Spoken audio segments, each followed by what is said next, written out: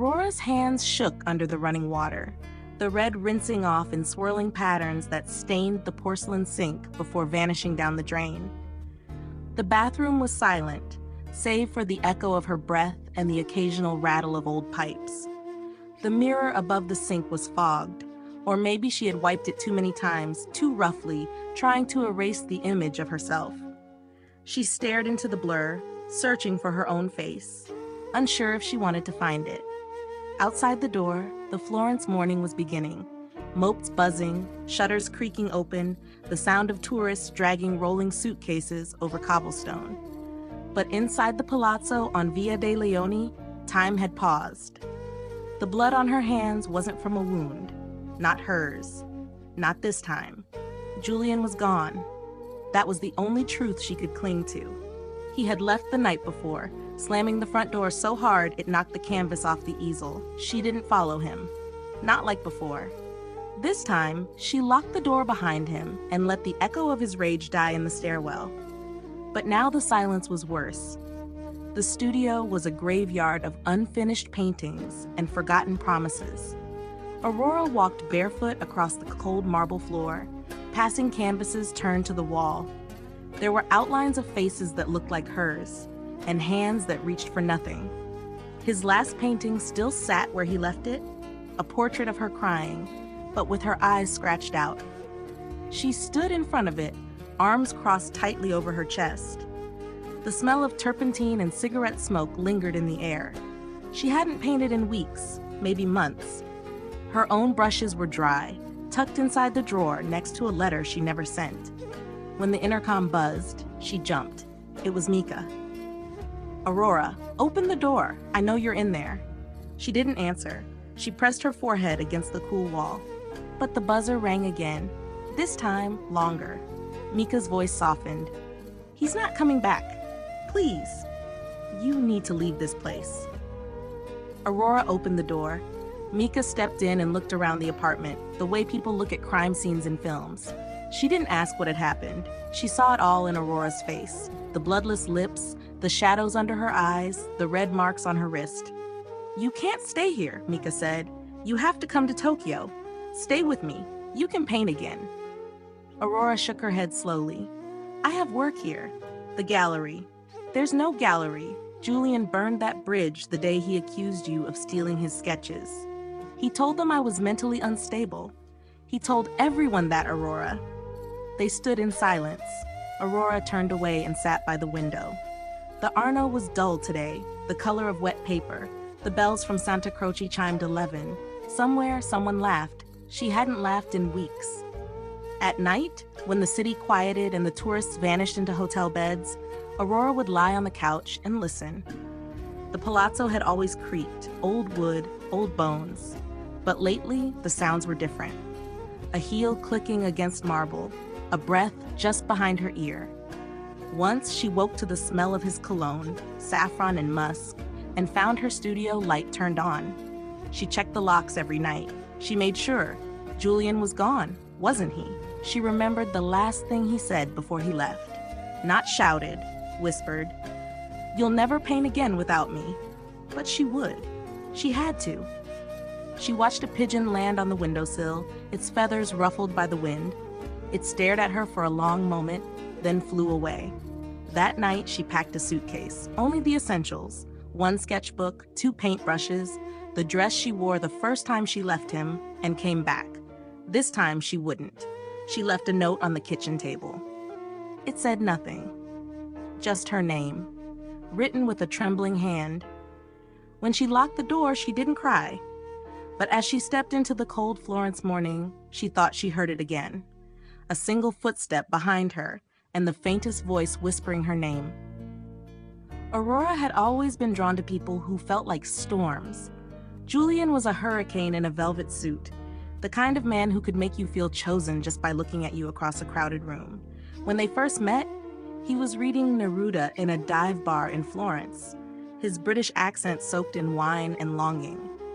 He called her Bellissima before he even knew her name. And when he found out she was a painter, he said, "Then you must understand pain." He recited lines of poetry with red wine on his lips, and she laughed like she hadn't in years. That night, they sat on the steps near the Uffizi, talking until the sky turned silver. He walked her home and left a note in her mailbox the next morning. "I dreamt of your eyes and woke up painting them." It was intoxicating. The way he watched her paint, the way he whispered ideas like they were shared secrets. He gave her antique brushes, told her she was his muse, and sketched her in 1,000 moods, laughing, crying, asleep. Aurora was careful with her heart, but Julian had a way of making caution feel like betrayal. He moved in within weeks. The first time he hit her was a slap, not hard enough to leave a bruise, but loud enough to break the silence. It was over something stupid, a commission he didn't get, a message she forgot to pass along. He apologized before she could even react, dropped to his knees, tears rolling down his face. "I'm a monster," he said, "but you're the only one who makes me want to change." She forgave him. Then it happened again and again. Aurora told no one for a long time, but eventually she broke.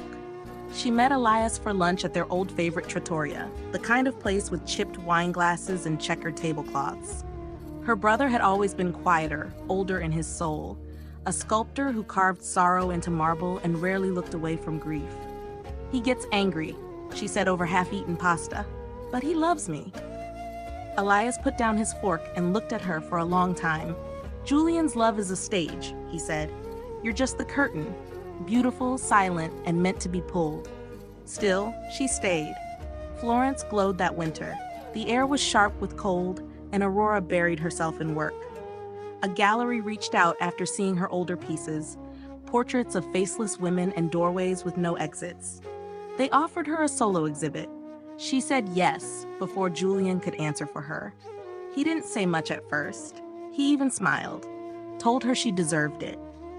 But one evening, while she was out buying frames, he found her journal. It wasn't hidden. She never thought she had to. Inside were words she couldn't say aloud, fragments of rage, confessions of fear, a drawing of herself with strings around her throat. When she came home, the apartment stank of smoke. The living room was quiet. Her journal lay in the sink, blackened and curled.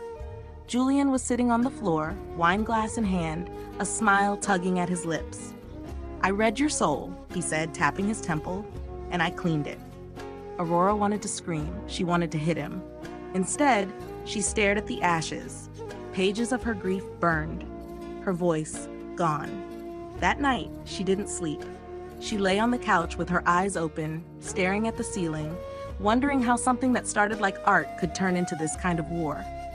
The next morning, Julian kissed her forehead and told her he had booked them a table at their favorite cafe. Like nothing had happened, like he hadn't just erased her. Her hands shook the entire time she held the coffee cup.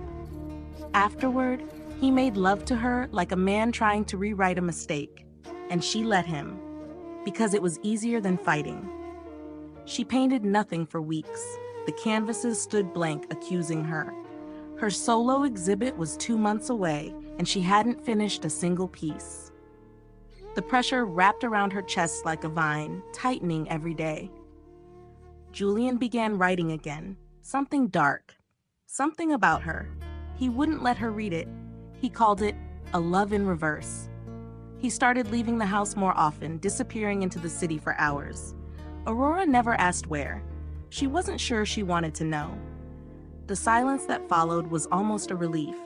One night, she sat on the balcony alone, a sketch pad in her lap, trying to draw anything. Her hands, the skyline, her own reflection in the glass. She drew a woman with her mouth sewn shut. The next day, Mika called. "Come to Tokyo," she said again, her voice quiet but steady. "Come before he kills something inside you can't get back." Aurora didn't answer. Not yet. Instead, she went inside, locked the studio door, and finally began to paint. Her hands moved like they remembered something her heart had forgotten. She painted red. She painted grief. She painted herself with one eye open. She didn't hear Julian come in. She didn't see him standing behind her. But she felt him. And when he whispered, "You paint better when you bleed," she realized, this time, she might not survive loving him. Aurora arrived in New York with a suitcase, a portfolio of damaged paintings, and a name she no longer wanted to carry. The air felt different here, heavy but wide, like anything could happen if you kept walking. She found a small apartment in Queens above a laundromat, the kind that always smelled like wet detergent and burnt toast. It was quiet enough at night to hear the subway groaning underground. That comforted her. At least here, the noise was honest. She told no one she was coming. Mika knew, but Mika kept secrets like they were holy. Julian didn't. Julian used secrets as currency. The first week, Aurora barely left her apartment. She taped black garbage bags over the windows and used a lamp with a warm bulb. The walls were cream-colored and bare, waiting for a version of herself that wasn't so broken. She painted nothing. She stared at her hands and thought about Florence, thought about the blood in the sink, the journal in the flames. Then she saw the article. Someone had left it in the cafe near her apartment, open on a table as if waiting for her. Julian Monroe? The madness behind the canvas. There he was, photographed in front of one of her paintings. A piece she'd done before Florence, before him. A swirl of fractured mirrors and hands reaching through them. The article said it was inspired by his relationship with a passionate young painter in Italy. Her, but her name was never mentioned, just his muse. Her fingers went numb holding the paper. Her coffee went cold. The gallery listed was in Soho, a place she'd only dreamt of, a space that would have once thrilled her. Now it just made her throat close. She called Mika that night. "He's here," she said. "He found me first." Mika didn't sound surprised.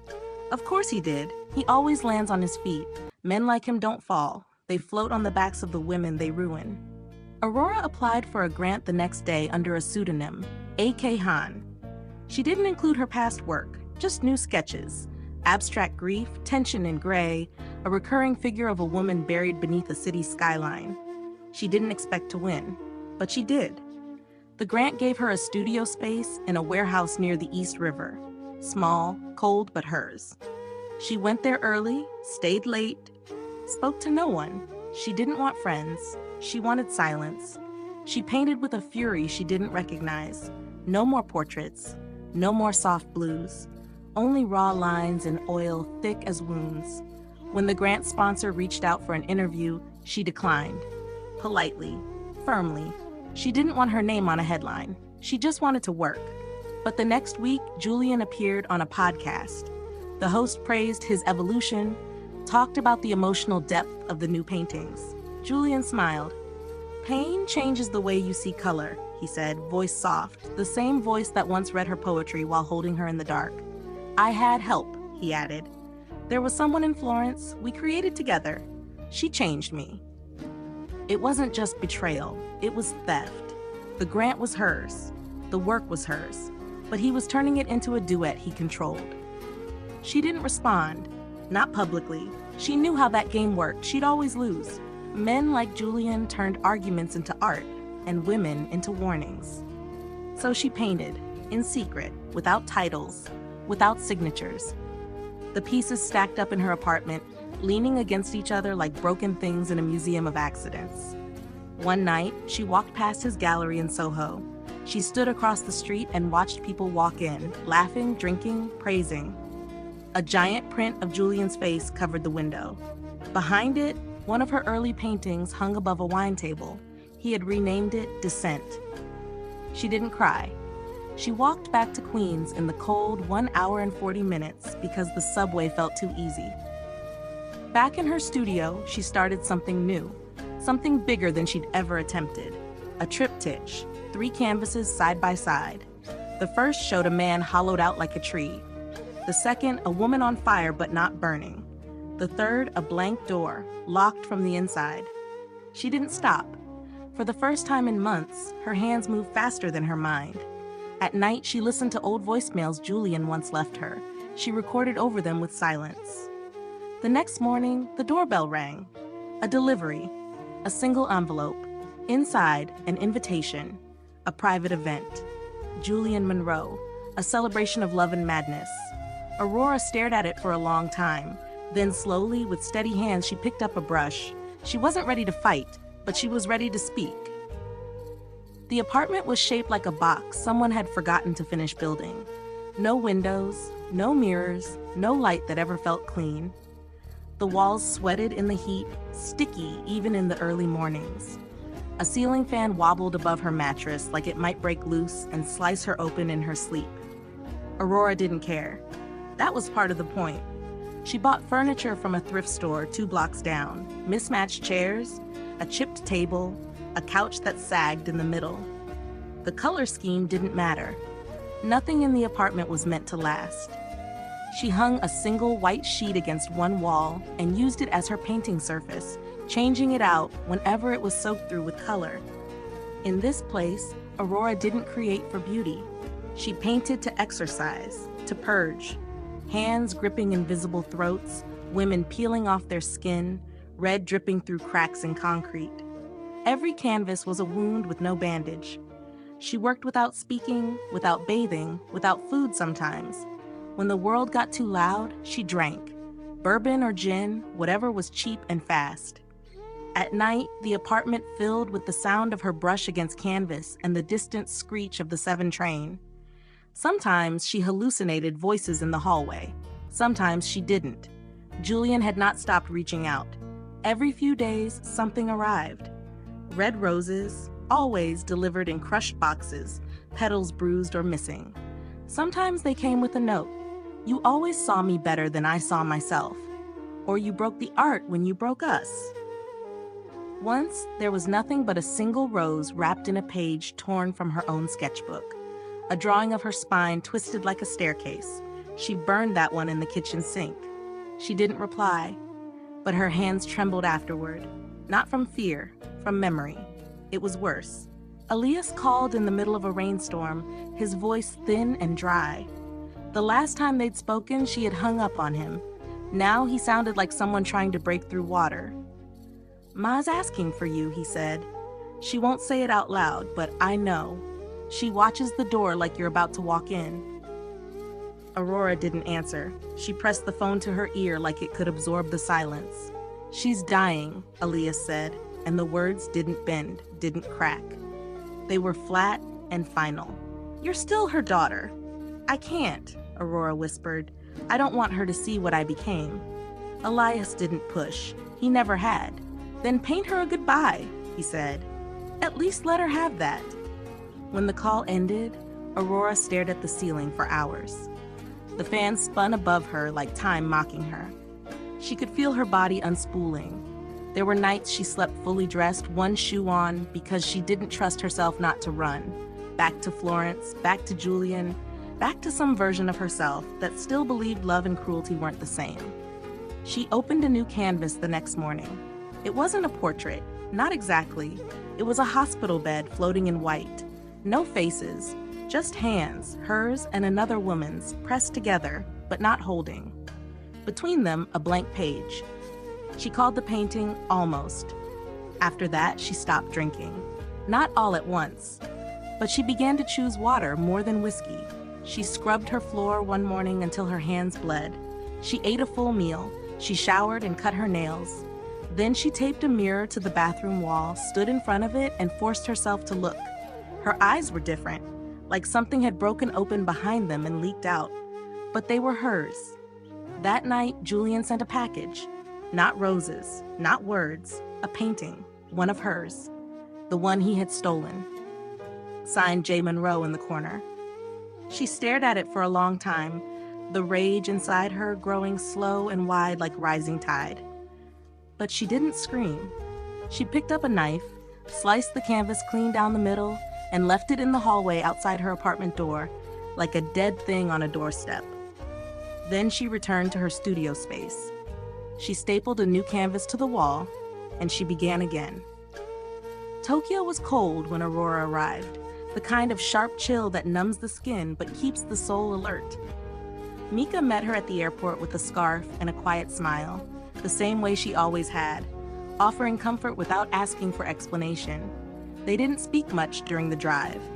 The city outside buzzed with neon and calm urgency, but inside the car, the silence was soft, not heavy. Aurora was grateful for that. Mika's gallery sat in a quiet district in Setagaya, tucked between a flower shop and an old soba restaurant. The space was small, intimate, all white walls and polished wood floors. It smelled like new beginnings and dried flowers. Mika walked her through the space, explaining the upcoming exhibition schedule, but Aurora barely listened.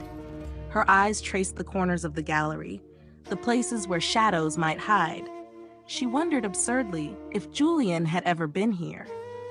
"He hasn't," Mika said, as if reading her mind. "This place is clean." Aurora nodded. They gave her a studio on the top floor of a narrow building near the Sumida River. It was simple. A large window, clean light, no ghosts. She slept in a business hotel nearby, one of those sterile towers with dim hallway lights and identical rooms that smelled like air freshener and loneliness. At night, she painted. By day 3, the whispers began. At first, she thought it was plumbing. Old hotel pipes groaning or wind funneling down from the rooftop. But it wasn't that. It was softer, like someone speaking through a wall they weren't supposed to exist behind. Once at 3 in the morning, she woke up to a whisper so close it felt like breath. Her name, drawn out slow and sad, she told Mika, half laughing. But Mika didn't laugh. "You heard it too?" she said, and her eyes clouded. "I thought I was imagining things." That same afternoon, Mika showed her a message, a forwarded email from a gallery assistant in New York. Julian Monroe was dead. Overdose, in his apartment, alone. There were rumors. Of course there were always rumors. His last call had been made to a disconnected number. His phone was found still unlocked, the final message unsent. It said, "I still hear her voice in the walls." Aurora reread it again and again. She felt nothing, not grief, not relief, just the tightness in her throat and the way her fingers trembled like cold glass every time she reached for a brush. She returned to her studio and painted. For days, she painted without break, without sleep, only bitter tea and the echo of a voice she no longer trusted as hers. The pieces were different now, not just raw, but hollowed. One canvas showed a man made of glass shattering from the inside. Another, a room filled with identical women clawing at the wallpaper. Mika didn't ask questions. She brought food, she brought space. But Tokyo noticed. Articles appeared, galleries called. Aurora's name, her real name, spread quietly through certain circles. Some mourned Julian Monroe as a tragic artist gone too soon. Others whispered about his cruelty, his theft, the uncredited work, the woman behind the madness. Aurora did not speak to any of them. Instead, she walked to the river every morning and watched the water move without asking for anything. One night in her hotel room, the whispers returned. But this time, they weren't faint. They were clear. One word, over and over, "Tell them." She stood in front of the mirror. Her reflection stared back like it didn't know her. Then she whispered back, "I'm not afraid of you anymore." And the voice stopped. The next day, she submitted her collection for Mika's gallery. She titled the exhibit Unloving Julian, a name that cut both ways. Each piece was a confession, a scream, a resurrection. At the opening night, the room was filled. Critics, survivors, strangers who'd once been muses themselves. Some cried, some stared too long. A woman approached her with a quiet thank you and trembling lips. Aurora didn't speak much. She stood in the corner with a glass of water and watched her truth finally hang on walls no one could tear down. Julian was dead, but she was alive, and this was her voice. The night of the opening, Tokyo was colder than usual. Rain had fallen earlier, leaving the sidewalks glistening under street lamps, like the city had just wept and was pretending not to. Aurora arrived alone. She wore black, not elegant, not defiant, just black. As if she was still unsure if this was mourning or birth, the gallery glowed with soft white light. Mika had arranged the space like a silent poem. No music, no distractions. Just the paintings and the breathing bodies of the people drawn to them. Unloving Julian hung on a narrow brass plaque at the entrance, understated and sharp. Mika had insisted the exhibit title be printed without embellishment. No italics, no apology. Inside, the walls bore Aurora's pain like sacred relics. Each piece was a kind of wound, not seeking to be healed, but to be recognized. A woman curled into a corner, her mouth sewn shut, a bed made of broken glass, a tree with hands instead of leaves, all reaching down. People moved slowly between the pieces, as if afraid their own secrets might be reflected back at them. The painting that held the room still was the one Aurora had almost thrown away. A self-portrait with no eyes. Her body there was rigid, shoulders sharp as broken wings, lips slightly open like she was about to scream, but no voice came out. The canvas background was gray-black, like rotting ash. Only one word carved faintly into the bottom corner: belonging. Someone whispered, "She painted grief like it had bones." Another said, "I didn't know pain could be so precise." Critics hovered, taking notes. Some looked disturbed. One reviewer left early, but the room stayed full. Mika didn't leave Aurora's side. At one point, she reached for her hand and squeezed. "You're here, finally." Aurora didn't speak, but her eyes filled slowly, and not from sadness. Later that night, after the crowd thinned, a man in a gray coat approached her. His face was familiar, someone from a gallery in New York. He introduced himself as Patrick Klein, a curator who had once funded Julian's last solo exhibit. "I knew we weren't the only one painting those pieces," he said quietly, "but I was too cowardly to say it then." Aurora looked at him. "And now?" "Now I'm just sorry." She nodded. Nothing more. But not everyone came with apologies. 2 days later, Aurora received an email from a lawyer representing the Monroe estate. The message was clinical, legal, and cold. They claimed the exhibit Unloving Julian was defamatory, and that several paintings bore significant similarities to Julian's unpublished concepts. They demanded the exhibit be closed immediately and all digital reproductions removed. Mika read the letter aloud, then threw it in the trash. "They can't take this," she said. "They tried already. They failed." But Aurora felt the old weight pressing on her ribs again. The feeling of being silenced not by force, but by doubt. She stared at her work and wondered, had she gone too far? Was she allowed to name the damage if the damage had a name people still worshipped? The following day, someone vandalized the gallery. Spray paint on the side wall. "You were nothing without him." They shattered one of the front lights, broke the glass near the entrance. Mika called the police. Aurora said nothing. She just cleaned. Wiped the paint off with her bare hands until her palms burned. That night, she painted again, not for the public, not for revenge. Just one piece, just for her. A woman standing in a storm of ashes, face lifted, eyes wide, mouth open, not screaming but singing. She called it testimony, and she hung it in the gallery the next morning, right by the door. The exhibit stayed open. More people came. More stories arrived. Messages from strangers, letters from other survivors. Voices she'd never known now whispering, "Me too." "I didn't know how to say it until I saw your painting." Aurora read each one. She didn't reply to them all. But in the studio, her hands no longer trembled. And for the first time in years, when she signed her name at the bottom of a canvas, she didn't flinch. Florence was colder than Aurora remembered, or maybe her bones were just older now, thinner from grief, heavier from everything she carried. She hadn't planned to return. Not for Julian, not even for Elias. But when the call came, the one she always knew would come but kept pretending wouldn't, she packed the same black coat she'd worn in Tokyo and boarded a plane without a single sketchbook. Her mother was already gone when she landed. The funeral was small, simple. No choir, no flowers, just the hollow sound of earth meeting wood. Aurora stood at the edge of the grave, her fingers clutching the sleeves of her coat, her breath fogging the air. Elias was there, of course. He didn't say much. Neither did she. They hadn't spoken since the phone call, since the guilt and distance pulled taut like a wire neither of them wanted to cut. Back at their childhood home, the smell was the same. Rosemary, old books, and something faintly medicinal. A photo of their mother in her wedding dress still sat on the hallway table. Elias made coffee without asking, and Aurora stood in the kitchen doorway, staring at the cracks in the tiles like they might explain something. That's when he told her. It came out casually, the way people mention bad weather after a funeral.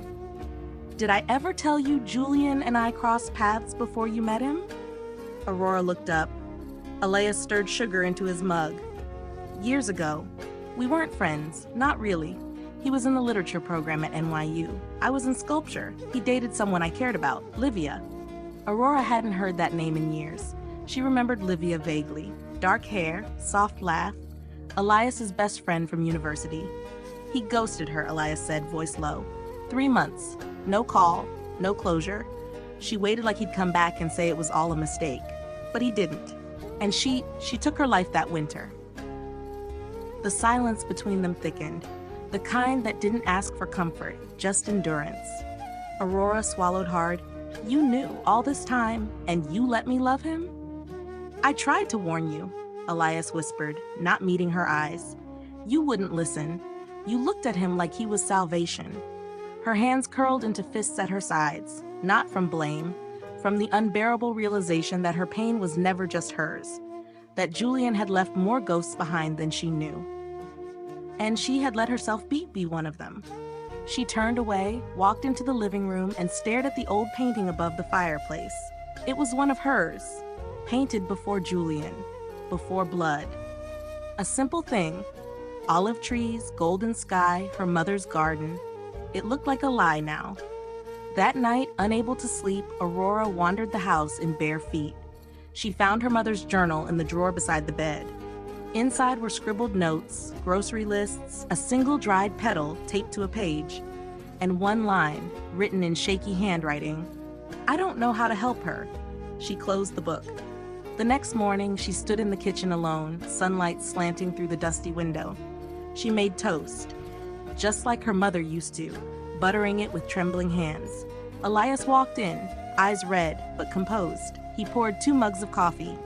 She loved you, he said quietly, even when she didn't understand you. Aurora nodded, her voice gone. Later that day, she went to the cemetery alone. She stood by her mother's grave, a single lily in hand, and whispered something she didn't fully understand until the words left her mouth. I'm sorry for disappearing while I was still alive. That night, she booked a flight back to Tokyo. But before she left, she went into the attic and found the old canvas rolls her mother had kept. Paintings Aurora had made when she was 13, 16, 20. She brought them with her. Julian had taken enough of her story. Now she would take back her bloodline. All of it, starting with the truth. Aurora opened her gallery on a rainy afternoon in Shibuya, in a narrow alleyway that smelled of coffee grounds and rust. The space used to be an old tailor shop, cracked mirrors, uneven floorboards, a faded awning that still bore someone else's name. She left it there, let the past linger in the brickwork, as if to say, we don't need a clean slate to begin again. She named it Galleria Nerve. Inside, the walls were painted in shades of ivory and ash. The lighting was soft, deliberate, no spotlights, just an even, open glow that didn't try to hide the flaws in the art, because the flaws were the art. The inaugural exhibition was called the Gallery of Scars. It was personal, brutal, honest, and it was hers. Each painting hung like a page torn from an invisible diary. A woman with wires in her throat, a child standing in the shadow of a man with no face. A rib cage peeled open like a drawer. Aurora didn't provide captions. Just a small plaque on the wall near the entrance that read, "This space is not for pity, it is for recognition." Visitors came in quiet waves. Some stood still for hours, eyes glistening. Some left mid-visit overwhelmed. But they came, and then the letters began. Typed, handwritten, emailed, folded into the gallery mailbox with trembling corners. A woman from Brazil wrote, "My father always said I was imagining things. Then I saw your painting of the girl with the curtain mouth, and I remembered I wasn't crazy." A boy from Seoul, barely 18, wrote, "No one believed me when I said it was emotional, because there were no bruises, but your art shows the bruises I couldn't photograph." A mother from Ohio wrote in pencil, "I left after 20 years. Your piece, The Locked Door, was the first time I ever saw my life on a wall. Aurora read them one by one, sometimes in the stillness of the gallery, sometimes late at night with tea gone cold beside her, sometimes not all at once, because the weight of knowing how many were silently suffering was a gravity she hadn't prepared for. She knew she had to do more. She partnered with a local nonprofit and started a painting program for women who had survived domestic abuse. The class met every Sunday morning in the back of the gallery. No syllabus, no rules, just blank canvases, soft brushes, and silence that held space rather than fear. Her first student was a woman named Aiko, 40, quiet, sleeves always pulled down past the wrists. She didn't speak much, but she came every week, her eyes heavy with memories that didn't want to stay buried. One morning, as sunlight spilled across the paint-streaked floor, Aiko stared at her canvas and didn't move for almost an hour. Then, without warning, she dipped her brush in crimson and began to paint wide, trembling lines across the page, raw, shaking, unstoppable. She didn't finish the painting, she just cried. And Aurora cried with her. No words, just two women in a room filled with broken colors, finally releasing something they'd carried too long. More students came, more wounds turned into pigment. One woman painted nothing but circles. Another only painted shadows. No one asked why. Aurora didn't teach technique. She didn't care about composition. She taught them how to breathe between brush strokes, how to say I was hurt without apology. She hung their pieces in the back room of the gallery. No names, just the title, Still Here. And slowly, people began to understand what the gallery truly was. Not just a place to look at art, but a place where the broken were allowed to be whole again, even if just for a moment. Aurora knew the world would keep hurting people. But in her space, they could at least paint back. It began with a package. No return address. Just her name typed on a white label, the corners of the box sharp and clean like it had never been touched by grief. Aurora opened it in her kitchen, alone. Inside was a first edition of Flesh and Fire, the memoirs of Julian Monroe. The cover was pretentious, black and gold, his face airbrushed to a heroic glow. A small card slipped from the pages. He left the world with your name in his mouth. Now the world will read it. She sat down slowly, her tea untouched on the counter, and began to read. By page 10, she wanted to throw the book across the room. But she didn't. She forced herself to finish it. Every chapter dripped with self-mythology. Julian painting himself as a tragic genius, ruined by a woman he called A. He never named her fully. But anyone who had followed his rise, who had seen the art, the interviews, the scandal, they all knew. He called her fragile, unstable, claimed she fed off chaos and bled for attention, that she once locked herself in a room for 3 days and only came out to scream, that she destroyed his paintings out of jealousy, that she sabotaged his mind and then abandoned him when he was most vulnerable. It was elegant, carefully worded, masterfully cruel, and none of it true. Aurora didn't cry. She didn't scream. She didn't send rebuttals or threaten lawsuits. Instead, she painted. She booked a studio in London. Mika helped her make the calls. A former student helped prep the canvas. Elias flew in from Florence with supplies and silence. He never said a word about the memoir, but on the first night, he left a bottle of ink on her desk with a note, "Make him forgettable." Aurora's solo exhibition opened 6 weeks later at a gallery tucked in the East End. The title was bold, centered at the entrance on raw linen, "The Woman Who Lived." The collection was unlike anything she'd done before. Gone were the faceless women, the bleeding walls, the silent screams. These pieces were vivid, grounded, haunting in their quiet confidence. One canvas showed a woman rising from a pile of ashes with her own hands. Another, a girl sitting at a kitchen table with her own shadow holding her gently. In the center of the room stood a 3-dimensional installation, dozens of broken picture frames suspended from the ceiling, each one empty, each one titled, "Misnamed." She gave no interviews, but the work spoke. Reviewers called the show devastatingly truthful. Survivors stood in front of her pieces and whispered, "This is me." A reporter asked if the show was a response to Julian's memoir. Aurora smiled gently and said, "No, it's not about him. It never was." But one painting in the farthest corner said what she never would aloud. It was small, minimal. A single chair in the middle of an empty room, a tape recorder on the floor. The tape inside read, "Erase Me." Critics called it the quietest scream in art history. The show ran for 2 months. Every piece was purchased. But Aurora kept one, the self-portrait she had painted last. This time she had eyes, a mouth, a spine. She titled it, "I Stayed Alive." On the last night of the exhibition, she stood in the gallery after closing. Lights dimmed, the room empty except for her and the art. She walked through it slowly, touching the edges of her story. She felt nothing but peace. Julian's voice was no longer in the walls. And even if the world remembered his lies, she had told her truth, not to destroy him, but to find herself again. And that was louder than revenge ever could be. Or maybe Aurora had changed so much that the noise simply couldn't touch her anymore. The city looked the same. The terracotta roofs, the bell towers, the gold-pink light that slid along the Arno like a lullaby. But it no longer echoed with old wounds. The apartment she used to share with Julian had new tenants. She didn't walk by it.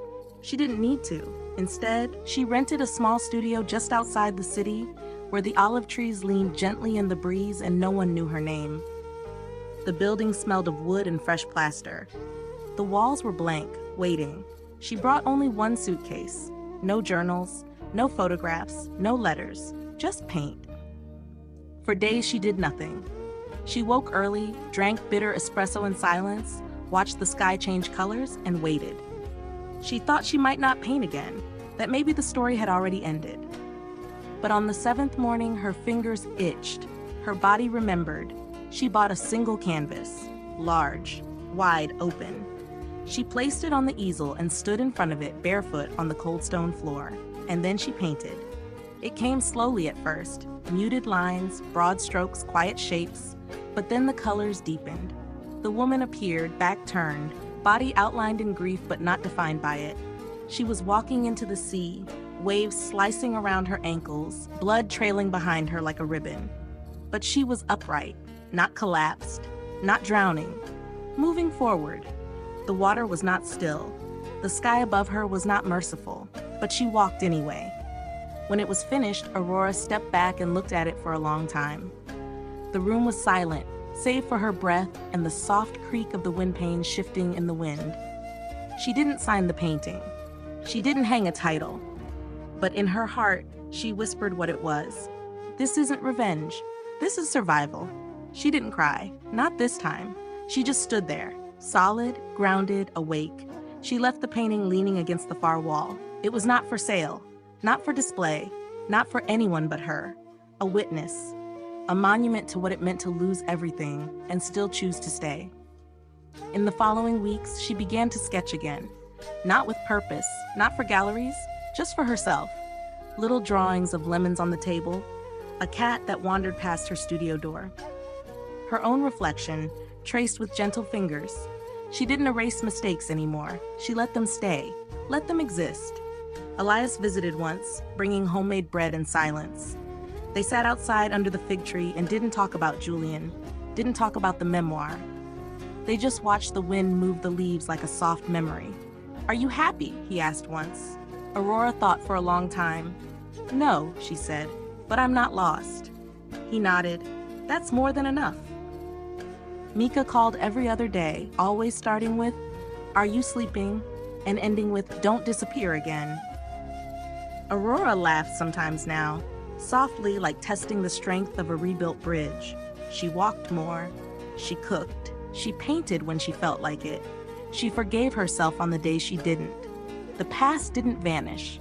It whispered still, sometimes through dreams, sometimes through songs in cafes, sometimes in the scent of certain colognes on strangers passing by. But Aurora didn't flinch anymore. She had built something the pain couldn't touch. A gallery in Tokyo, a name in London, a woman in Florence, alive, scarred, and unafraid. And for the first time, when she painted herself, the eyes looked back without shame. Not the woman Julian remembered, not the ghost Elias tried to save, not the victim the world wanted to believe. Just her, blood and scars, and still here.